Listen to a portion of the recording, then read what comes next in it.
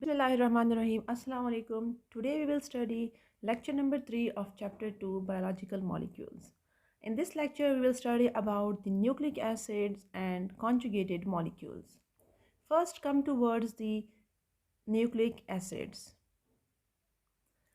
What is nucleic acids? Nucleic acid क्या है और ये कब डिस्कवर हुई थी?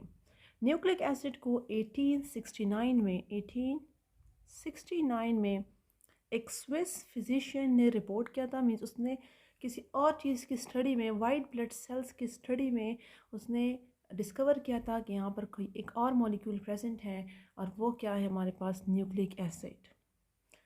जो स्विस फिजिशियन था वो न्यूक्लियाई से किसी कंपाउंड को एक्सट्रैक्ट कर रहा था, उसे आइसोलेट कर रहा था, लेकिन उसी टाइम उसे जब न्यूक्लिक एसिड नज़र आए कि ये तो एक ऐसा कंपाउंड है जो कि ना प्रोटीन है, ना लिपिड्स हैं, ना कार्बोहाइड्रेट है, ये एक नॉवल टाइप का कंपाउंड है। तो नॉवल कंपाउंड की वजह से इसको नाम दिया गया उस टाइम न्यूक्लियन। ठीक है, न्यूक्लियन का नाम इसे दिया गया था क्योंकि उस टाइम तक सिर्फ लिपिड्स, प्रोटीन, कार्बोहाइड्रेट्स स्टडी हो चुके थे। न्यूक्लिक एसिड के बारे में किसी ने भी स्टडी नहीं की थी। तो जो ये नॉवल टाइप का एक कंपाउंड इन्होंने डिस्कवर किया तो उसे क्या नाम दिया गया? 1869 में इसे नाम दिया गया nucleon. Now come towards the nucleic acid कि what is nucleic acid. Nucleic acid क्या चीज़ है? न्यूक्लिक एसिड एक ऐसे मोनोमर से बनता है जिसे कहा जाता है न्यूक्लियोटाइड।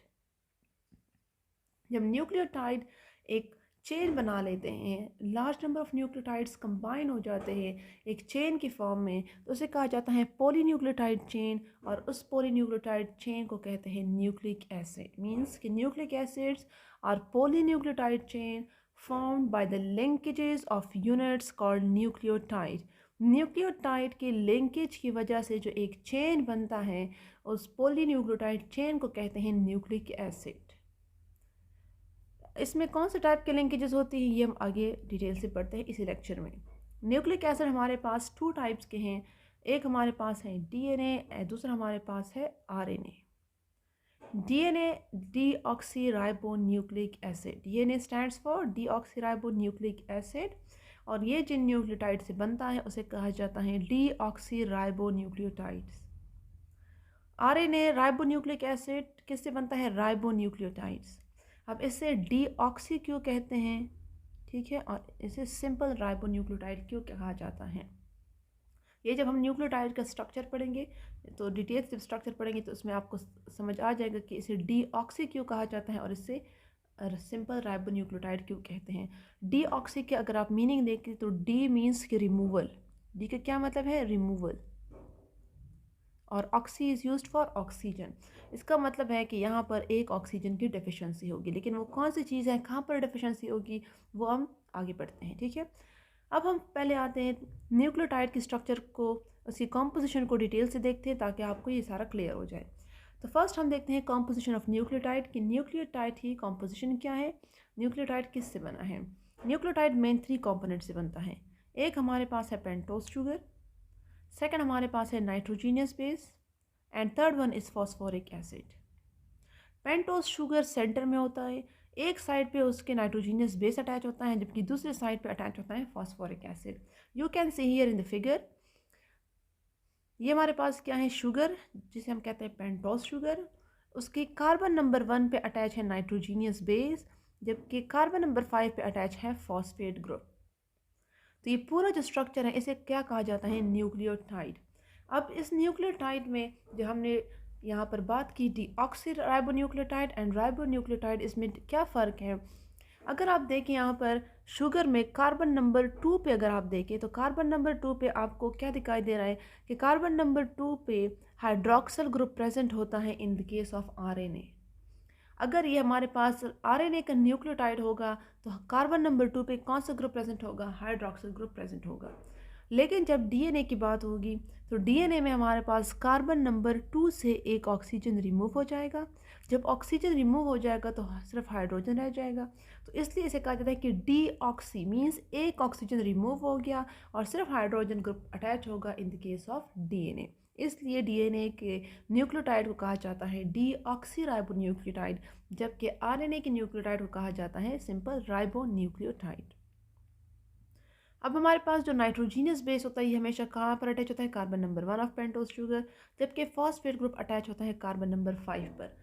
इनकी जो अटैचमेंट होती है वो किस बॉन्ड के थ्रू होती है, एस्टर लिंकेज, मीन्स कि हाइड्रोक्सिल ग्रुप एक कार्बन से रिमूव होगा और हाइड्रोजन दूसरे साइड से रिमूव होके वाटर का मॉलिक्यूल क्या करेगा, रिलीज होगा। यहाँ पर भी वाटर मॉलिक्यूल रिलीज होगा और यहाँ पर भी वाटर मॉलिक्यूल रिलीज होगा। लेकिन जब हमारे पास पूरा एक चेन बनता है, पॉली न्यूक्लियोटाइड चेन बनता है, तो पॉली न्यूक्लियोटाइड चेन में क्या होता है कि यहाँ पर एक जो फॉस्फेट ग्रुप है वो अटैच है कार्बन नंबर 5 के साथ, दूसरा फॉस्फेट ग्रुप जब चेन बनेगा, जब यहाँ पर दूसरा फॉस्फेट मतलब दूसरा न्यूक्लियोटाइड अटैच होगा, तो उसका जो फॉस्फेट ग्रुप होगा वो अटैच होगा कार्बन नंबर 3, कार्बन नंबर 3 पे एक अटैच होगा। और ये जब हम पॉली न्यूक्लियोटाइड चेन की बात करेंगे, यहाँ पर हम पॉलीपेप्टाइड नहीं, पॉली न्यूक्लियोटाइड चेन, जब पॉली न्यूक्लियोटाइड चेन की हम बात करेंगे तो पॉली न्यूक्लियोटाइड चेन में एक फॉस्फोरिक एसिड या एक फॉस्फेट ग्रुप अटैच होगा on the carbon number 5 while second phosphate group is attached on carbon number 3। ठीक है, और इनके दरमियान भी हमारे पास कौन से लिंकेजेस होगी, एस्टर लिंकेजेस होगी। लेकिन यहाँ पर अब 2 एस्टर लिंकेजेस आ गई फॉस्फेट ग्रुप की वजह से, तो उसे कहा जाएगा कि फॉस्फोडाई मीन्स 2 और फिर ester linkages, phosphodiester linkages. In polynucleotide chain, one phosphoric acid is attached to the hydroxyl group of carbon number 3. एक अटैच होगा hydroxyl group of carbon number 3, while another is attached to hydroxyl group of carbon number 5. This is called phosphodiester linkage. अब nitrogenous basis की अगर हम इनकी एक एक component की बात करें, हमने यहाँ पर शुगर की बात की कि हमारे पास 2 टाइप है, एक हमारे पास है राइबोज शुगर और एक हमारे पास क्या है, डीऑक्सी राइबोज। अब अगर हम नाइट्रोजीनियस बेस की बात करें तो नाइट्रोजीनियस बेसिस हमारे पास कितने हैं टोटल, 2 मेन टाइप्स हैं इसकी, 2 मेन टाइप्स की नाइट्रोजीनियस बेसिस हैं। एक हमारे पास सिंगल रिंग होती है, उसे कहा जाता है पायरामिडीन्स। सेकंड हमारे पास डबल रिंग होती है और उसे कहा जाता है प्यूरिन। ठीक है, जो नाइट्रोजीनियस बेसिस है, अब ये हमारे पास डबल रिंग है तो ये हमारे पास कौन सा है, प्यूरिन है। अगर ये हमारे पास सिंगल रिंग होता, इस तरह एक ही रिंग होता, तो इसे कहा जाता पायरामिडीन। पायरामिडीन में हमारे पास 3 टाइप्स के नाइट्रोजीनियस बेसिस आते हैं। एक बार हमारे पास है thymine, second one is cytosine and third one is uracil. while purines are classified into 2 types, adenine and guanine. Total हमारे पास कितने हो गए, 5 नाइट्रोजीनियस बेसिस। ठीक है, 5 हमारे पास क्या है टोटल नाइट्रोजीनियस बेसिस है। अब इन 5 नाइट्रोजीनियस बेसिस में डीएनए में अगर हम देखें तो डीएनए हमारे पास कितने नाइट्रोजीनियस बेसिस से बनता है, 4 से। और अगर आरएनए भी हम देखें तो आरएनए भी हमारे पास बनता है 4 नाइट्रोजीनियस बेसिस से। लेकिन यहाँ पर हमारे पास टोटल कितने हैं, 5 हैं, 1 2 3 4 और 5 हमारे पास क्या है, नाइट्रोजीनियस बेसिस है। तो अब ये 5th वन का क्या काम होगा और 5th कौन सा वाला है जो कि इसमें प्रेजेंट नहीं होगा। तो इसमें अगर हम डीएनए की बात करें तो डीएनए हमारे पास जो 4 नाइट्रोजीनियस बेसिस प्रेजेंट हैं वो हमारे पास कौन कौन से हैं, वो हमारे पास है thymine, cytosine, adenine and guanine. Uracil जो है ये डीएनए में प्रेजेंट नहीं होता। अगर हम आरएनए की बात करें तो आरएनए में हमारे पास कौन से 4 नाइट्रोजीनियस बेसिस प्रेजेंट हैं, उसमें हमारे पास है साइटोसिन, एडेनिन, गवानीन और यूरासिल। यूरासिल जो है वो आरएनए में प्रेजेंट नहीं होगा, यूरासिल आरएनए में प्रेजेंट होगा, सॉरी डीएनए में प्रेजेंट नहीं होगा। थायमीन जो है वो आरएनए में प्रेजेंट नहीं होगा। तो इस तरह कॉम्बिनेशन है हमारे पास आरएनए की नाइट्रोजीनियस बेसिस की और ये हमारे पास है डीएनए की नाइट्रोजीनियस बेसिस की। यहाँ पर आप देख सकते हैं डीऑक्सीराइबोस जो हमारे पास शुगर है, कार्बन नंबर 2 पे आप देखें तो आपको हाइड्रोजन ग्रुप नजर आएगा, जबकि राइबोस शुगर में आपको कार्बन नंबर 2 पे हाइड्रोक्सिल ग्रुप दिखाई देगा। और ये हमारे पास क्या है, सिंपल फॉस्फोरिक एसिड का PO4। नेक्स्ट हमारे पास है पायरामिडीन जो कि सिंगल रिंग नाइट्रोजीनियस बेसिस होते हैं, और प्यूरिन आप देख सकते हैं कि उसमें डबल रिंग कंपाउंड है। ठीक है, साइटोसिन का भी यहाँ पर प्रेजेंट है, uracil, thymine, adenine and guanine. Purine के जो 2 नाइट्रोजीनियस बेसिस हैं, एडेनिन और गवानीन। पायरामिडीन के 3 टाइप्स ऑफ नाइट्रोजीनियस बेसिस है, cytosine, uracil and thymine. Thymine आप देखिए फाउंड इन डीएनए, जबकि uracil is found in RNA. अब हम देखते हैं न्यूक्लियोटाइड की टाइप्स और उसकी स्ट्रक्चर। न्यूक्लियोटाइड क्या हमारे पास, जब nucleotide when nitrogenous base is linked to carbon number 1 of pentose sugar, जब हमारे पास एक नाइट्रोजीनियस बेस अटैच हो जाता है carbon number 1 of pentose sugar, तो उसको कहा जाता है न्यूक्लियोसाइड। यहाँ पर अगर आप इसको दोबारा एक दफ़ा देखें तो ये हमारे पास क्या है, ये हमारे पास क्या है, शुगर है, ठीक है, और ये नाइट्रोजीनियस बेस कार्बन नंबर 1 पे अटैच है। ये पूरा अगर हम लेंगे पूरा, तो पूरा हमारे पास है एक न्यूक्लियोटाइड। लेकिन अगर इसे हम फॉस्फेट ग्रुप को रिमूव कर लें, सिर्फ ये दो स्ट्रक्चर्स हम ले लें, तो ये हमारे पास क्या कहलाएगा, न्यूक्लियोसाइड। मीन्स हमारे पास एक शुगर है और इसके साथ क्या अटैच है, कार्बन नंबर 1 पे नाइट्रोजीनियस बेस अटैच है, तो इन दो की कॉम्बिनेशन को क्या कहा जाएगा, न्यूक्लियोसाइड। यहाँ पर आपको यही बात बताई गई है कि when nitrogenous base is linked to carbon number 1 of pentose sugar, such combination is called nucleoside. लेकिन अगर इसी न्यूक्लियोसाइड के साथ कार्बन नंबर 5 पे फॉस्फेट या फॉस्फोरिक एसिड अटैच हो जाए, तो फिर ये पूरा न्यूक्लियोटाइड का स्ट्रक्चर कंप्लीट हो जाता है। न्यूक्लियोटाइड को 3 टाइप्स में डिवाइड किया गया है। Number 1 is mononucleotide, second is dinucleotide and third one is polynucleotide. तो आपको इसके नाम से भी ये पता चल सकता है कि मोनो मीन्स 1, तो इसमें हमारे पास सिंगल न्यूक्लियोटाइड होगा। डाई मीन्स 2, तो इसमें हमारे पास 2 न्यूक्लियोटाइड्स कंबाइन होंगे। एंड पॉली मीन्स मैनी, तो इसमें हमारे पास ज़्यादा large number of nucleotides combine होंगे। यहाँ पर आप देखिए mononucleotide exist as single nucleotide, इसमें एक ही न्यूक्लियोटाइड मौजूद होगा। For example adenosine triphosphate. Adenosine triphosphate में फॉस्फेट 3 प्रेजेंट होते हैं, 3 फॉस्फेट ग्रुप है, लेकिन उसमें हमारे पास एक ही न्यूक्लियोटाइड मौजूद है। एक ही न्यूक्लियोटाइड के साथ 3 फॉस्फेट ग्रुप्स अटैच हुए हैं। It is a nucleotide with 3 phosphate group, ठीक है। ये हमारे पास एक ऐसा न्यूक्लियोटाइड है जिसके साथ 3 फॉस्फेट ग्रुप अटैच है, और एक इसके साथ नाइट्रोजीनियस बेस अटैच होता है adenine. Adenine link to pentose sugar form structure called adenosine. ये हमने इधर बात की, जिस तरह हमने न्यूक्लियोसाइड की बात की। जब एडेनिन अटैच हो जाता है पेंटोज शुगर के साथ, तो क्या बनाता है, एडिनोसिन। यहाँ पर हमने इसकी बात की। जब क्या अटैच हो जाता है, नाइट्रोजीनियस बेस। यहाँ पर नाइट्रोजीनियस बेस वहाँ पर क्या था, एडेनिन था। जब अटैच हो जाता है पेंटोज शुगर के साथ, तो क्या बनाता है, न्यूक्लियोसाइड। जब एडेनिन अटैच होगा तो क्या बनाएगा, adenosine. When bounded to a single phosphate, it form adenosine monophosphate. जब एडिनोसिन के साथ एक फॉस्फेट अटैच हो जाएगा तो क्या बना लेगा, मोनोफॉस्फेट, एडिनोसिन मोनोफॉस्फेट। जब 2 फॉस्फेट ग्रुप अटैच होंगे तो एडिनोसिन डाइफॉस्फेट, और जब 3 अटैच होंगे तो एडिनोसिन ट्राइफॉस्फेट। इसका यहाँ पर आप स्ट्रक्चर देख सकते हैं। ये हमारे पास क्या है, राइबोज शुगर, और ये हमारे पास है नाइट्रोजीनियस बेस, ठीक है। जब शुगर और नाइट्रोजीनियस बेस कंबाइन होंगे, हमारे पास क्या होगा, जब हमारे पास पेंटोज शुगर होगा और हमारे पास उसके साथ एक नाइट्रोजीनियस बेस होगा, तो जो स्ट्रक्चर बनेगा वो स्ट्रक्चर क्या होगा, न्यूक्लियोसाइड। न्यूक्लियोसाइड, ठीक है। लेकिन यहाँ पर एडेनिन है, तो यहाँ पर न्यूक्लियो की जगह क्या जाएगा, एडिनोसाइन, ठीक है, एडिनोसिन बन जाएगा। यहाँ पर हमारे पास राइबोज शुगर और एडेनिन, यहाँ पर आप देख सकते हैं। अगर यहाँ से हम इस स्ट्रक्चर को काउंट करते हैं तो ये हमारे पास क्या बनता है, एडिनोसिन। लेकिन अगर एडिनोसिन के साथ एक फॉस्फेट ग्रुप अटैच होता है तो ये क्या बनाता है, एडिनोसिन मोनोफॉस्फेट। और अगर एडिनोसिन के साथ 2 फॉस्फेट ग्रुप अटैच होते हैं तो it is called adenosine diphosphate. When 3 phosphate groups are attached to adenosine, then it becomes adenosine triphosphate, means ATP, adenosine triphosphate। और ये हमारे पास क्या है, एक रिच सोर्स है एनर्जी का। जब एक एक फॉस्फेट ग्रुप यहाँ से रिमूव होगा, बॉन्ड ब्रेक होगा, तो large amount of energy release होगी, जो कि यूज़ होती हैं by the cell for various activities. Dinucleotide में 2 न्यूक्लियोटाइड्स अटैच होते हैं, मीन्स डाई मीन्स 2 और nucleotide is used for nucleotide. जब 2 न्यूक्लियोटाइड्स लिंक्ड होते हैं together, then it form dinucleotide. For example adenine dinucleotide. It combines with different enzymes to form coenzymes. Dinucleotide जब एक enzyme के साथ कंबाइन कर लेता है तो उसे क्या बन जाता है, कोएंजाइम्स। यहाँ पर आपके साथ डाइन्यूक्लियोटाइड की कुछ एग्जांपल्स भी शेयर की गई हैं। NAD, NADP और FAD, ये हमारे पास क्या है, डाई न्यूक्लियोटाइड्स हैं। पॉलीन्यूक्लियोटाइड्स में क्या होता है, many nucleotides are link together. For example DNA और RNA। DNA और RNA हमारे पास एक पॉलीन्यूक्लियोटाइड चेन से बनता है, तो ये क्या हमारे पास हैं, एग्जांपल्स हैं पॉलीन्यूक्लियोटाइड के। अब हम देखते हैं डीऑक्सी राइबोन्यूक्लिक एसिड के DNA का जो स्ट्रक्चर है, ये कौन सा मॉडल इसके लिए एक्सेप्टेड है और किस टाइप का स्ट्रक्चर है इसका DNA का।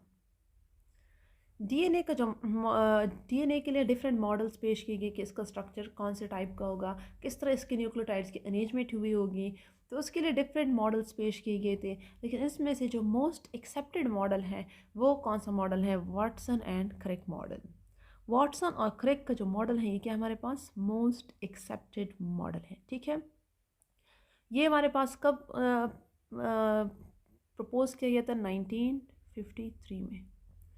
1953 में फ्रांसिस क्रिक और जेम्स वाटसन ने एक मॉडल प्रपोज किया था और उस मॉडल को कहा जाता है वाटसन एंड क्रिक मॉडल। ठीक है, इस मॉडल के मुताबिक डीएनए जो है वो दो पोली न्यूक्लियोटाइड चेन से बनता है, टू पोली न्यूक्लियोटाइड चेन से बनता है,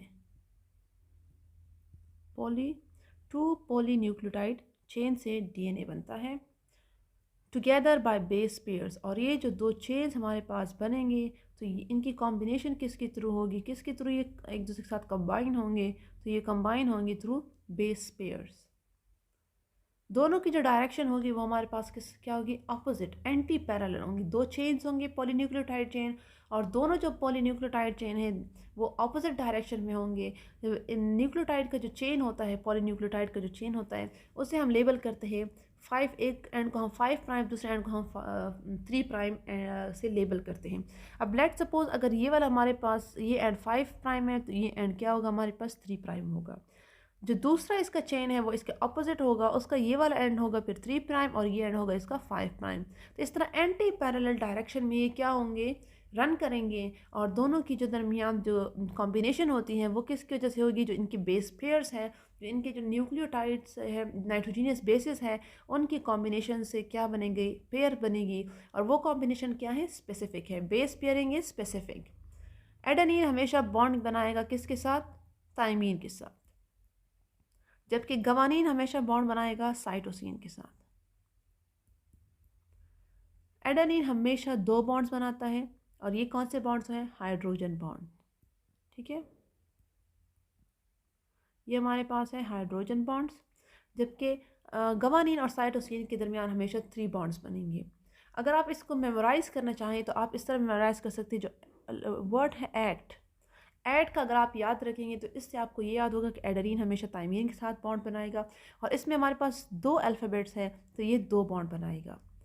जबकि अगर आप गवानीन और साइटोसिन के लिए आप वर्ड याद करें CNG, तो इससे आपको ये याद होगा कि साइटोसिन हमेशा बॉन्ड बनाएगा गवानीन के साथ, या गवानीन हमेशा बॉन्ड बनाएगा साइटोसिन के साथ।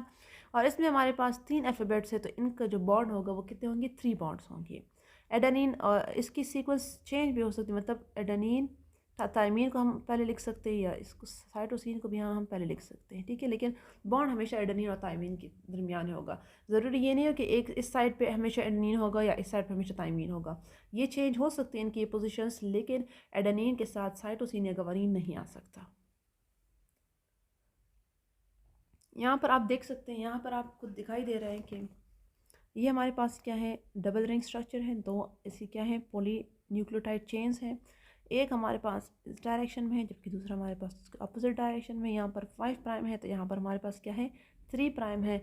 यहाँ पर देखिए आप, एडेनिन और थायमीन के दरमियान 2 हाइड्रोजन बॉन्ड्स बने हैं, जबकि साइटोसिन और गवानीन के दरमियान 3 हाइड्रोजन बॉन्ड बने हैं। यहाँ आप देख सकते हैं एडेनिन, थायमीन, साइटोसिन और गवानीन के दरमियान। ठीक है, और हर एक जो बेस पेयर होते हैं यहाँ पर, इनकी जो डिस्टेंस है ये हमारे पास कितनी होती है? 0.34 नैनोमीटर। यहाँ पर भी आप देख सकते हैं जो दो बेस पेयर्स हैं इनके दरमियान जो स्पेस है, इनके दरमियान जो डिस्टेंस है वो हमारे पास क्या है? 0.34 नैनोमीटर।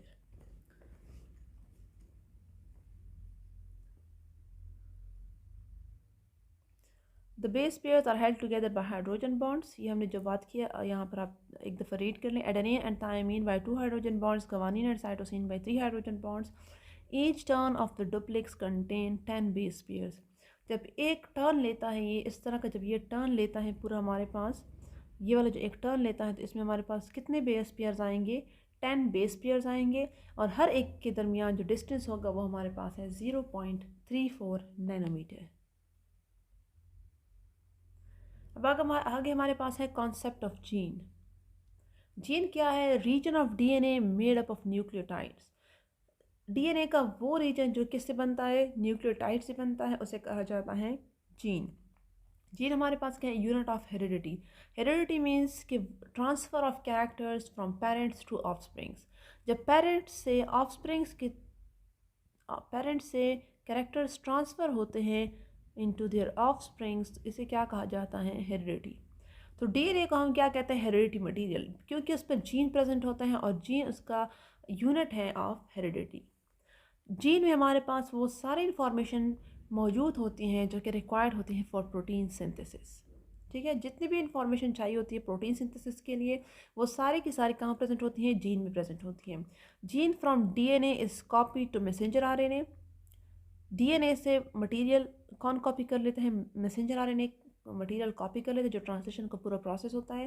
जो मैसेंजर आरएनए पहले मटेरियल कॉपी कर लेता है डीएनए से, फिर मैसेंजर आरएनए न्यूक्लियस से बाहर निकल के रफ एंडोप्लाज्मिक रेटिकुलम के साथ अटैच हो जाता है, रफ एंडोप्लाज्मिक रेटिकुलम के साथ अटैच हो जाता है, क्योंकि उस पर राइबोसोम्स प्रेजेंट होते हैं और एक पॉली पेप्टाइड चेन बना लेता है।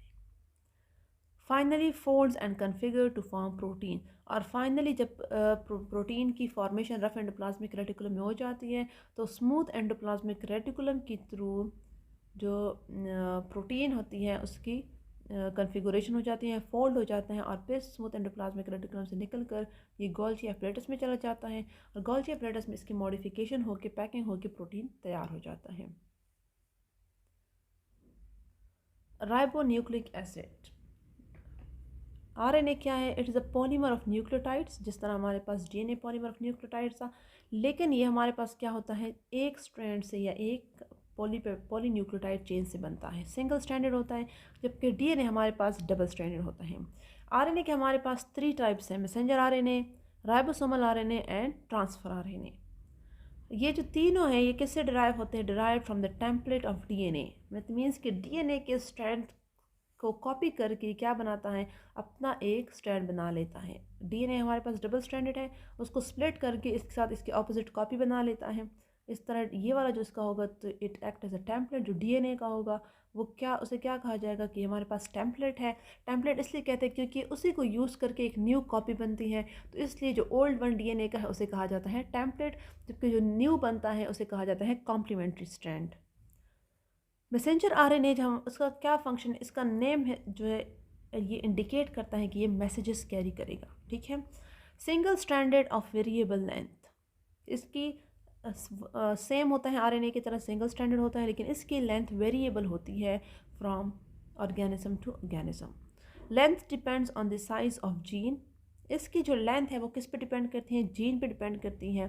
जीन पे इसलिए डिपेंड करती हैं क्योंकि एक मैसेंजर आरएनए है, तो ये मैसेजेस कैरी करते हैं। जो हमने यहाँ पर पढ़ लिया कि मैसेंजर आरएनए क्या कर लेता है, डीएनए से जीन को कॉपी करता है। अब अगर ये जीन का साइज़ छोटा होगा तो हमारे पास जो मैसेंजर आरएनए होगा वो उसकी लेंथ भी शॉर्ट होगी, लेकिन अगर इस जीन का साइज़ बड़ा होगा तो मैसेंजर आरएनए की लेंथ भी लॉन्ग होगी। इसलिए length depends on the size of gene. एक तो इसका जो लेंथ है वो डिपेंडेंट है on the size of gene. Second क्या है, उस प्रोटीन पे डिपेंड करता है जिसके लिए ये मैसेज कैरी करता है, कि वो प्रोटीन कितने अमाइनो एसिड से बनता है, उसका साइज़ कितना है। Size of gene and protein दोनों पे डिपेंड करता है length of messenger RNA.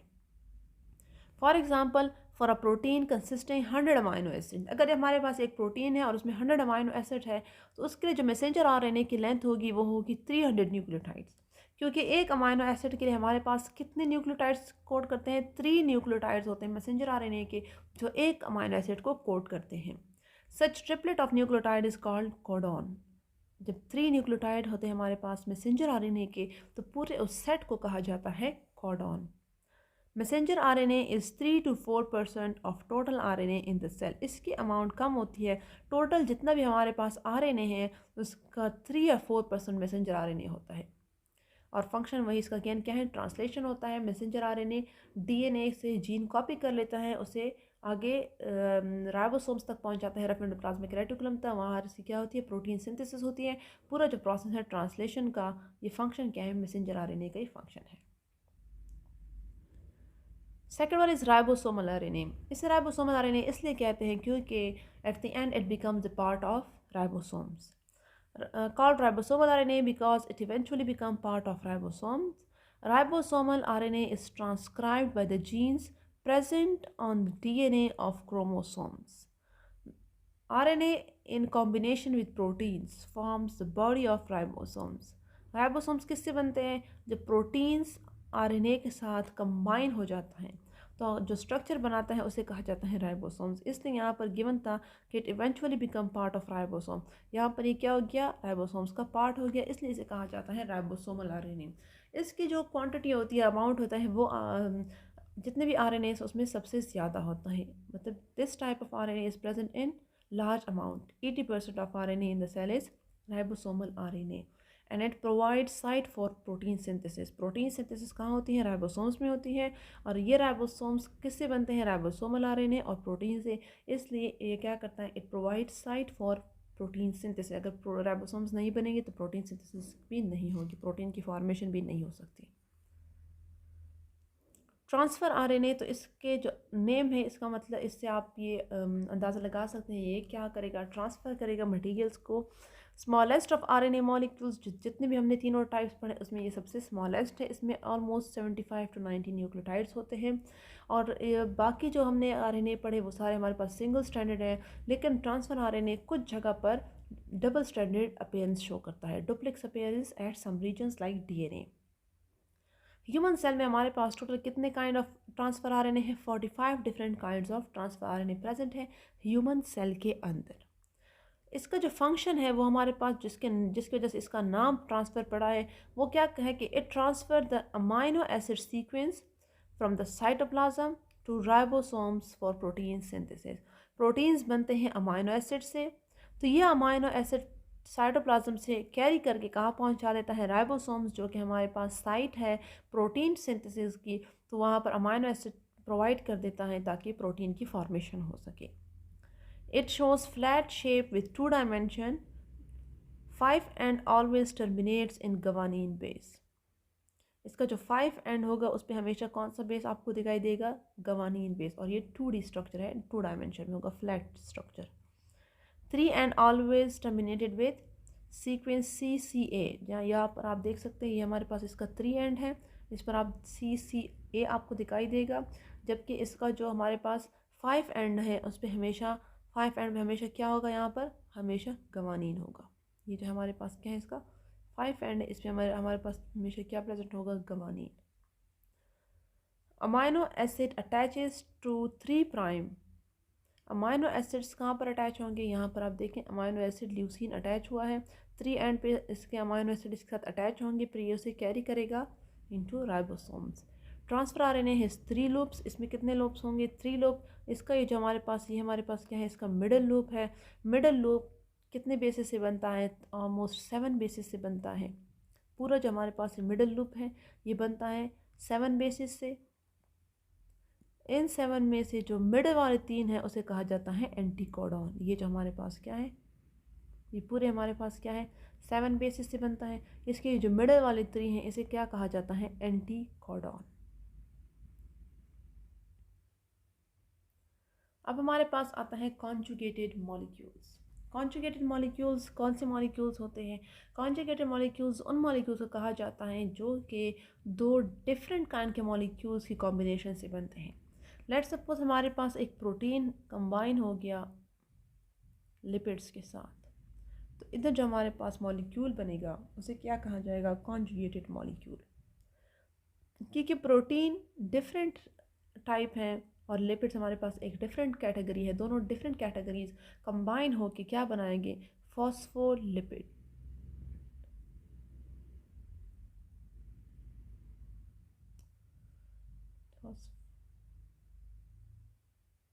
Phospholipid नहीं, लिपोप्रोटीन बनाएंगे।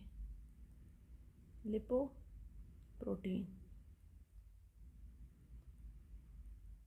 लिपोप्रोटीन मीन्स लिपिड और प्रोटीन। तो ये लिपोप्रोटीन हमारे पास क्या है? कॉन्जुगेटेड मॉलिक्यूल है। Molecules when combined with other kind of molecule is called conjugated molecule. For example lipoproteins, nucleoproteins, glycoprotein and glycolipids. Lipoproteins जो है वो लिपिड और प्रोटीन्स की कॉम्बिनेशन से बनते हैं। न्यूक्लियोप्रोटीन जो है वो न्यूक्लिक एसिड और प्रोटीन्स की कॉम्बिनेशन से बनते हैं। ग्लाइकोप्रोटीन में जो ग्लाइको का वर्ड है this is used for carbohydrate, ये कार्बोहाइड्रेट और प्रोटीन की कॉम्बिनेशन से बनते हैं। जबकि जो ग्लाइकोलिपिड्स हैं वो कार्बोहाइड्रेट और लिपिड की कॉम्बिनेशन से बनते हैं। तो ये जितने भी हैं ये डिफरेंट कैटेगरी हैं, ये एक डिफरेंट कैटेगरी है। तो डिफरेंट काइंड के मॉलिक्यूल्स कंबाइन होकर जो मॉलिक्यूल बनाता है उसे कहा जाता है कॉन्जुगेटेड मॉलिक्यूल। फर्स्ट वन हमारे पास अगर हम देखें glycolipids, complex lipids in combination with fatty acid और अल्कोहल जो कि कार्बोहाइड्रेट्स है, ठीक है, इस साथ कंबाइन होकर बनाता है ग्लाइकोलिपिड और ये प्रेजेंट होते हैं इन मेम्ब्रेन एंड प्लाज्मा। ब्रेन और प्लाज्मा मेम्ब्रेन में ये प्रेजेंट होते हैं। ग्लाइकोलिपिड्स कहाँ प्रेजेंट होते हैं? ब्रेन एंड प्लाज्मा मेम्ब्रेन में। जबकि ग्लाइकोप्रोटीन्स किससे बनते हैं? Proteins are covalently attach to carbohydrates. जब प्रोटीन्स किसके साथ अटैच हो जाते हैं? कार्बोहाइड्रेट्स के साथ। और ग्लाइकोप्रोटीन्स कहाँ प्रेजेंट होते हैं? एग एल्ब्यूमेन प्लाज्मा मेम्ब्रेन में। और इनका फंक्शन क्या है? It function as transport protein, structure protein, hormones and receptors. Transport protein यह सेल मेम्ब्रेन या प्लाज्मा मेम्ब्रेन में परफॉर्म करता है जब लार्ज मॉलिक्यूल्स को क्रॉस करता है, क्रॉस द मेम्ब्रेन उसे ले जाता है। जबकि स्ट्रक्चर प्रोटीन हमारे पास होता है जैसे हमारे पास हेयर और नेल्स में प्रेजेंट होते हैं, और बाकी डिफरेंट हार्मोन्स हमारे बॉडी में प्रेजेंट हैं जो एंडोक्राइन सिस्टम में रोल प्ले करते हैं, और साथ में इट एक्ट एज रिसेप्टर्स जो कि हमारे पास प्लाज्मा मेम्ब्रेन पर भी प्रेजेंट होते हैं। लिपोप्रोटीन्स बनते हैं combination of proteins and lipids. Basic structural framework of plasma membrane. Plasma membrane में हमने बात की थी कि ये किससे बनता है? लिपिड बाई लेयर से। मीन्स कि लिपिड के इस पे क्या होंगे? 2 लेयर्स होंगे। तो वहाँ पर इसका क्या होगा? मेन जो फ्रेम प्रोवाइड करता है स्ट्रक्चरल फ्रेमवर्क वो होता है लिपोप्रोटीन्स की वजह से। लिपिड के 2 लेयर्स होते हैं और उन 2 लेयर्स में प्रोटीन फ्लोट कर रहे होते हैं या कुछ एम्बेडेड होते हैं। तो इसलिए लिपिड और प्रोटीन्स क्या है हमारे पास? स्ट्रक्चरल फ्रेमवर्क प्रोवाइड करते हैं टू द प्लाज्मा मेम्ब्रेन और cell membrane of this cell. Last हमारे पास है nucleoproteins which is found by the combination of nucleic acid with proteins. जैसे हमारे पास है क्रोमोसोम्स एंड राइबोसोम्स। यहाँ आप कुछ एमसीक्यूज देखते हैं हमारे पास है। Amount of DNA in bacterial cell is DNA में बैक्टीरियल सेल में कितना % डीएनए प्रेजेंट होता है? तो इसमें हमारे पास है 1%। All of the following are mononucleotide except, कौन सा वह है जो कि इसमें मोनोन्यूक्लियोटाइड नहीं है? इसमें सारे मोनोन्यूक्लियोटाइड है, एक है जो कि मोनोन्यूक्लियोटाइड नहीं है और वो हमारे पास है FAD जो कि हमारे पास है dinucleotide. Which of the following base is not present in RNA? RNA में कौन सी नाइट्रोजीनियस बेस प्रेजेंट नहीं है? तो थायमीन प्रेजेंट नहीं है नाइट्रोजीनियस बेस में, इसकी जगह प्रेजेंट होता है यूरासेल जो कि हमने इसी लेक्चर में डिस्कस कर लिया। तो ये था आपका चैप्टर नंबर 2 कंप्लीट हो गया। अगर आपको किसी भी किस्म की कोई डिफ़िकल्टी है तो आप पूछ सकते हैं। Thank you.